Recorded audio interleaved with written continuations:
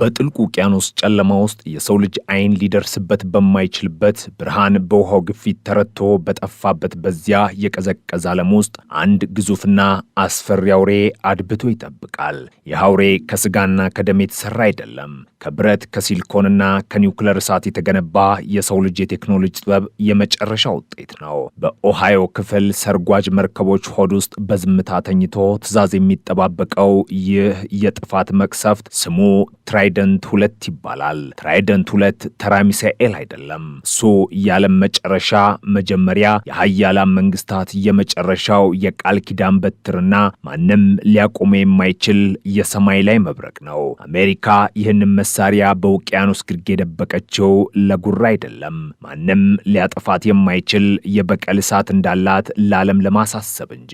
የዚህን ሚሳኤል አስፈሪነት ለመረዳት በመጀመሪያ ወደ ውቅያኖስ ጥልቀት መውረድ ይኖርብናል። በሺዎች የሚቆጠሩ ቶን የሚመዝን የውሃ ጫና በሚያደቅበት ቦታ የሰርጓጅ መርከብ እንደ መንፈስ ይንቀሳቀሳል። በውስጡ 24 ትራይደንት 2 ሚሳኤሎችን አዝሏል። እያንዳንዳቸው ሚሳኤሎች ደግሞ በውስጣቸው እስከ 8 የሚደርሱና በተለያዩ ከተሞች ላይ እንዲያርፉ የተነደፉ የኒውክለር አረሮችን ይዘዋል። ይህ ማለት አንዲት ሰርጓጅ መርከብ ብቻዋን መላውን አህጉር ወደ አመድነት የመቀየር አቅም አላት ማለት ነው። ትራይደንት 2 አሜሪካ ካሏት የኒውክለር መሳሪያዎች ሁሉ ይበልጥ የሚፈራውና ለጠላት እንቅልፍ የሚነሳው በዋነኝነት የማይታይ በመሆኑ ነው። በምድር ላይ ያሉ ሚሳኤሎች በሳተላይት ሊታዩ ይችላሉ። በሰማይ ላይ ያሉ ቦምብ ጣይ አውሮፕላኖች በራዳር ሊጠለፉ ይችላሉ። ትራይደንት 2 ግን በውቅያኖስ ውስጥ የት እንዳለ ማንም አያውቅም። ዛሬ በአትላንቲክ ውቅያኖስ የታየው መርከብ ነገ በፓሲፊክ ግርጌ ተደብቆ ሊገኝ ይችላል። ይህ አድብቶ የመጠበቅ ብቃት አሜሪካን በማንኛውም ሁኔታ ውስጥ ሆና አጸፋ የመመለስ ፍጹም ኃይል ሰጥቷታል። የዓለም ፖለቲካ ተበላሽቶ ታላላቅ ሀያላን በጦርነት ተያይዘው የመጀመሪያው የኒውክለር ቦምብ በአሜሪካ ምድር ላይ ወደቀ እንበል። ከተማዎቹ ቢጠፉ፣ የመንግስት መዋቅሮች ቢፈራርሱም በትራይደንት 2 የታጠቁት ሰርጓጅ መርከቦች ግን አሁንም በውቅያኖስ ግርጌ በሰላም ይንሳፋሉ። ትዕዛዙ ከዋይት ሃውስ ወይም ከአየር ላይ ካለ አዛዥ ማዕከል ሲደርሳቸው የአስፈሪ ሂደት ይጀምራል። ይህ ሂደት የሰው ልጅ ታሪክ የመጨረሻው ገጽ ሊሆን ይችላል። የሰርጓጅ መርከቡ ታንኮች በከፍተኛ ግፊት አየር ላይ ይለቀቃሉ። ሚሳኤሉን ከመርከቡ ሆድ ውስጥ ወደ ውሃ ይገፉታል። ትራይደንት 2 መጀመሪያ ውሃውን ሰንጥቆ ሲወጣ ሞተሩ አይቀጣጠልም። እሳቱ በውሃ ውስጥ ቢለቀቅ መርከቧን ሊያጠፋት ስለሚችል ሚሳኤሉ ልክ እንደ አሳ ነባሪ ወደ ላይ ተወርውሮ ውሃውን ጥሎ አየር ላይ ሲንሳፈፍ ነው የመጀመሪያ ደረጃ ሮኬት የሚቀጣጠለው። ያን ጊዜ ነው በውቅያኖስ መሃል ፀሐይ የወጣች የሚመስል ታላቅ ብርሃን የሚታየው። ትራይደንት 2 አንዴ አየር ላይ ከወጣ በኋላ የሚፈጥረው ፍጥነት አእምሮን የሚያደነዝዝ ነው። በሰከንድ 6 ኪሎ ሜትሮችን ይጓዛል። ይህ ማለት ድምፅ ከሚጓዝበት ፍጥነት በ24 እጥፍ ይፈጥናል ማለት ነው። ከባቢ አየርን ሰንጥቆ ወደ ጠፈር ይወጣል። በጠፈር ላይ ሆኖ ደግሞ የከዋክብትን አቀማመጥ በመመልከት የት መሄድ እንዳለበት ራሱን ያስተካክላል። ይህ ሚሳኤል የጂፒኤስ እርዳታ አያስፈልገውም። ጠላት ሳተላይቶችን ቢያጠፋ እንኳን ትራይደንት 2 በከዋክብት እየተመራ ኢላማውን በትክክል ያገኛል። እዚያ ከላይ ሆኖ ወደ ምድር ሲመለከት በውስጥ ያዘላቸው እነዚያ ትናንሽ የሞት መልእክተኞች ይለያያሉ። እያንዳንዳቸው እንደ ተወርዋሪ ኮከብ ወደ ተለያዩ ከተሞች ይወረወራሉ። የጠላት ሀገር የአየር መከላከያ ስርዓት አንዱን ቢመታ ሌሎቹ 7ቱ ግን መድረሳቸው አይቀሬ ነው። ይህ ነው ትራይደንት 2ን ማንም ሊያቆም የማይችል የመቅሰፍት በትር የሚያደርገው። የዓለም ሀያላን ሀገራት በተለይም ሩሲያና ቻይና ትራይደንት 2ን እንደ ትልቅ ስጋት የሚመለከቱት በቴክኖሎጂ ጥራት ብቻ አይደለም። አሜሪካ በየጊዜው በሚሳኤሉ ላይ የምታደርገው ማሻሻያ ለጠላት ሀገራት የአየር መከላከያ ጋሻ ክፍተቶችን ይፈጥራል። ትራይደንት 2 ኢላማው ላይ ሲያርፍ የሚኖረው ትክክለኛነትም አስደንጋጭ ነው። በሺዎች የሚቆጠሩ ኪሎ ሜትሮችን ተጉዞ በ1 ሜትር ልዩነት ውስጥ ሊያርፍ ይችላል። ይህ ማለት የጠላትን የምድር ስር ምሽጎች፣ የጦር አዛዦች መደበቂያዎችንና የሚሳኤል ማስወንጨፊያዎችን በአንድ ምት አመድ ያደርጋቸዋል ማለት ነው። ይህ መሳሪያ የጥፋት ሚዛን ተብሎ ይጠራል። ምክንያቱም እሱ እስካለ ድረስ ማንም ሀገር አሜሪካን በቀጥታ ለማጥቃት አይደፍርም። ጥቃቱን ብታሸንፍ እንኳን ከውቅያኖስ ግርጌ የሚወጣው ትራይደንት 2 ያንተን ሀገር ከካርታ ላይ እንደሚያጠፋት እርግጠኛ ነህ። ትራይደንት 2 የአሜሪካን ወታደራዊ ኃይል በዓለም ዙፋን ላይ ያስቀመጠ ሚስጥር ነው። የሚሳኤል የተገነባው እንዲተኮስ ሳይሆን ጠላትን በፍርሃት እንዲቀዘቅዝ ለማድረግ ነው። ብትነካኝ ትጠፋለህ የሚለው የአሜሪካ መልእክት በትራይደንት 2 ነጭ ብረት ላይ ተጽፏል። እያንዳንዱ የሚሳኤሉ ብሎን፣ እያንዳንዱ የኤሌክትሮኒክስ መስመርና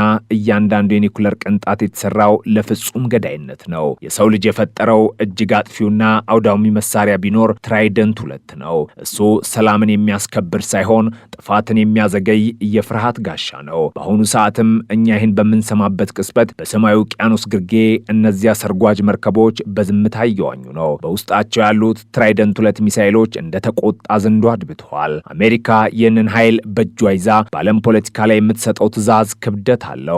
ሩሲያ የራሷን ቡላቫ፣ ቻይና ደግሞ JL3 የተባሉ መሰል ሚሳኤሎችን ቢገነቡም ትራይደንት 2 ግን አሁንም በታማኝነትና በትክክለኛነት ረገድ የዓለም ቁንጮ ሆኖ ቀጥሏል። እሱ የሰው ልጅ ስልጣኔ በአንድ ደቂቃ ውስጥ ሊያጠፋ የሚችል የቴክኖሎጂ አውሬ ነው። ትራይደንት 2 ሚሳኤልን ልዩ የሚያደርገው ሌላው ባህሪው ሁለንተናዊነቱ ነው። የሚሳኤል ከየትኛውም የዓለም ውቅያኖስ ክፍል ሆኖ ማንኛውንም የጠላት ኢላማ መምታት ይችላል። የፈለገውን ያህል ጥልቅ የሆኑ የምድር ስር ምሽጎችን ሰንጥቆ የመግባት አቅም አለው። አሜሪካ ይህንን መሳሪያ የመጨረሻው አማራጭ ብላ ትጠራዋለች። ምክንያቱም ሁሉም ነገር ሲፈራርስ፣ ተስፋ ሲቆረጥና ዓለም በጨለማ ስትዋጥ ትራይደንት 2 የመጨረሻውን ቃል ይናገራል። ያ ቃል ደግሞ ጥፋት የሚል ነው። ለዚህ ነው ትራይደንት 2 በዓለም ላይ ማንም ሊገዳደሩ የማይችል አስፈሪ ኃይል የሆነው። እሱ የሰው ልጅ የፈጠረው እጅግ የላቀ ኢንጂነሪንግ ውጤት ቢሆንም የሰው ልጅን ህልውና ለማጥፋት የተዘጋጀ መቅሰፍት ነው። አሜሪካ በዚህ ሚሳኤል አማካኝነት በዓለም ላይ ያላትን ወታደራዊ በላይነት አረጋግጣለች። ጠላቶቿ ትራይደንት 2ን ሲያስቡ የሚሰማቸው ስሜት አንድ ብቻ ነው፣ እሱም ፍርሃት። ምክንያቱም ከጥልቁ ውቅያኖስ የሚወጣውን ሞት መከላከል የሚችል ምንም አይነት ኃይል በዚህ ምድር ላይ ገና አልተፈጠረም። ትራይደንት 2 አሁንም በዝምታ ይጠብቃል። ያ ዝምታ ደግሞ ከማንኛውም ጩኸት በላይ ያስፈራል። የዚህ ሚሳኤል ምህንድስና ከሰው ልጅ አእምሮ በላይ ረቀቀ ይመስላል። እያንዳንዱ ትራይደንት 2 ሚሳኤል ወደ 44 ጫማ ርዝመት ያለው ሲሆን ክብደቱ ደግሞ ከ130 ሺህ ፓውንድ በላይ ነው። ይህንን ግዙፍ አካል በሰከንዶች ውስጥ ወደ ጠፈር መተኮስ የሚችል የሮኬት ሞተር አለው። ሚሳኤሉ በ3 ደረጃዎች የተከፋፈለ ሲሆን እያንዳንዱ ደረጃ ሲጠናቀቅና ነዳጁ ሲያልቅ ይለያያል። በመጨረሻም የሚቀረው ያ የአውቶቡስ ተብሎ የሚጠራው የጭንቅላት ክፍል ነው። ይህ ክፍል በጠፈር ላይ ሆኖ እነዚያን የኒውክሌር አረሮች ልክ እንደ ተሳፋሪ በተለያዩ ቦታዎች ላይ ያወርዳቸዋል። እያንዳንዱ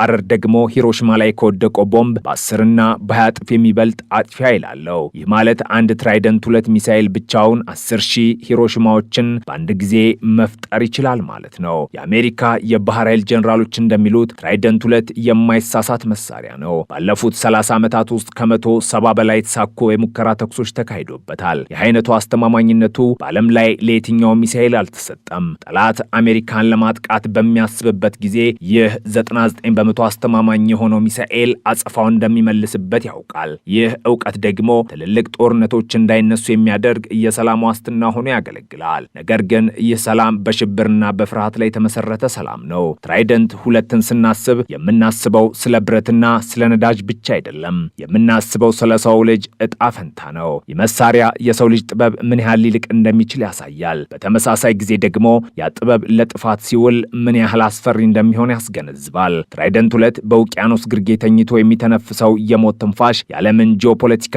እንደ ማዕበል ያናውጠዋል። አሜሪካ ይህን ሚሳኤል እስከ 2042 ዓመተ ምህረት ድረስ በአገልግሎት ላይ ለማቆየት አቅዳለች። ይህ ማለት ለሚቀጥሉት በርካታ አስርት ዓመታት ትራይደንት 2 የዓለም የበላይነት ምልክት ሆኖ ይቀጥላል። ትራይደንት 2 ተራ ስም አይደለም። እሱ የኃይል የጥፋትና የአይበገሪነት ትርጉም ነው። ጥልቁ ውቅያኖስ ይህንን ሚስጥር ደብቆ ይዟል። ሰማዩ ደግሞ ይህንን መቅሰፍት ለመቀበል ሁልጊዜም ክፍት ነው። ትራይደንት 2 አሜሪካ የያዘችው የሳምሶን በትር፣ ዓለም የምትፈራው የዝምታ ገዳይ፣ የሰው ልጅ ስልጣኔ የመጨረሻው ዘበኛ። እሱ እስካለ ድረስ ዓለም ትንፋሿን ውጣ ትኖራለች። ምክንያቱም የትራይደንት 2 መነሳት ማለት የሁሉም ነገር ማብቂያ ማለት መሆኑን ማንም አይዘነጋውም። የዚህ ሚሳኤል አውዳሚነት ይበልጥ ግልጽ የሚያደርገው የሙቀት መጠኑ ነው። የኒውክሌር አረሮች ወደ ምድር በሚመለሱበት ጊዜ በሚፈጥሩት ከፍተኛ ፍጥነት ምክንያት ከአየሩ ጋር ተጋጭጠው የሚፈጠረው ሙቀት ከፀሐይ ወለል ሙቀት ጋር የሚቀራረብ ነው። ያንም ሙቀት መቋቋም የሚችል ልዩ የካርቦን ሽፋን አላቸው። እነዚህ አረሮች ወደ ኢላማቸው ሲቃረቡ ምንም አይነት ድምፅ አይሰማም። ጠላት የሚያየው ሰማዩ በድንገት ሲቀደድና 10 የሚሆኑ ነጭ የብርሃን መስመሮች ወደ ከተማው ሲወርዱ ብቻ ነው። ያ ብርሃን መሬት ከነካ በኋላ ግን ምንም የሚተርፍ ነገር አይኖርም። ህንፃዎች እንደ አቧራ ይበተናሉ። ብረት እንደ ውሃ ይቀልጣል። ድንጋዮች ደግሞ ወደ ትነት ይቀየራሉ። ይህ ነው ትራይደንት 2 የሚያመጣው ፍጹም ጥፋት። አሜሪካ ይህን ሚሳኤል የምታመርትበትና የምታሻሽልበት ወጪ በቢሊዮን የሚቆጠር ዶላር ነው። ነገር ግን ለዋሽንግተን መሪዎች ይህ ወጪ ለነጻነታቸውና ለሀያልነታቸው የሚከፈል ዋጋ ነው። ትራይደንት 2 አሜሪካን የማትነካ አድርጓታል። የትኛውም አምባገነን ወይም ሀያል መንግስት ቢነሳ በመጀመሪያ የሚያስበው በውቅያኖስ ውስጥ ስለተደበቁት እነዚያ 24 ሚሳኤሎች ነው። የስልታዊ የበላይነት አሜሪካን በመካከለኛው ምስራቅ በአውሮፓና በኤስያ የምትሰጠውን ፖለቲካዊ ውሳኔ ማንም እንዳይቃወሙ ያደርጋል። በዓለም የጦርነት ታሪክ ውስጥ ብዙ ሚሳኤሎች መጥተው አልፈዋል። ቪቱ፣ ሻሃብ፣ DF-41 እና ሌሎችም ስማቸው ገዝፎ ነበር። ነገር ግን እንደ ትራይደንት 2 ለግማሽ ክፍለ ዘመን የዓለምን ጸጥታ ያስከበረና ያስፈራ መሳሪያ የለም። እሱ የብረትና የጥበብ ጋብቻ ውጤት ነው። እሱ የሰው ልጅ የፍርሃትና የጥበቃ ፍላጎት መገለጫ ነው። ትራይደንት 2 በውቅያኖስ ግርጌ ሆኖ ዓለምን በጥንቃቄ ይመለከታል። እሱ የሰው ልጅ ፈጣሪም አጥፊም ሊሆን እንደሚችል ማሳሰቢያ ነው። ትራይደንት 2 መፍራት ያለብን ስለሚገድል ብቻ አይደለም። እሱ የሰው ልጅን አጠቃላይ ታሪክ በአንድ ጀንበር የመደምሰስ አቅም ስላለው እንጂ። ያ በውቅያኖስ ግርጌ የሚንቀሳቀሰው ብረት የሁላችንንም የነገ ዕጣ ፈንታ በእጁ ይዟል። ትራይደንት 2 የጥልቁ ውቅያኖስ ንጉሥ፣ የሰማዩ ገዢ፣ የዓለም አስፈሪው የጥፋት በትር። እሱ በዝምታ አድብቷል፣ እኛም በዝምታ እንድኖር አስገድዶናል። ይህ የእውነተኛ ኃይል ትርጉም። ትራይደንት 2 ማንም የማይድንበት፣ ማንም የማያመልጥበት የፍርድ ቀን መቅሰፍት። ይህ በውቅያኖስ ግርጌ የታመቀው ኃይል ግን ዝም ብሎ የተቀመጠ የብረት ክምችት አይደለም። እያንዳንዱ ሰከንድ፣ እያንዳንዱ ደቂቃ በትክክለኛ የሂሳብ ስሌትና በረቂቅ የቴክኖሎጂ ቁጥጥር የታጀበ ነው። ትራይደንት 2 የሚኖርበት የሰርጓጅ መርከብ ዓለም ራሱን የቻለ የተለየ ግዛት ነው። መርከቧ ለወራት ያህል ወደ ላይ ሳትወጣ የፀሐይን ብርሃን ሳታይና ከውጭ ዓለም ጋር ምንም አይነት ግንኙነት ሳታደርግ በጥልቁ ውሃ ውስጥ መቆየት ትችላለች። እዚያ ውስጥ ያሉት ከ150 በላይ የሚሆኑ ወታደሮችና መሐንዲሶች የሚጠብቁት አንድ ነገር ብቻ ነው፣ ያቺን የፍርድ ቀን ትዕዛዝ። ያ ትዕዛዝ ደግሞ ከዋሽንግተን ዲሲ የሚመጣው በተራ የሬዲዮ ሞገድ አይደለም።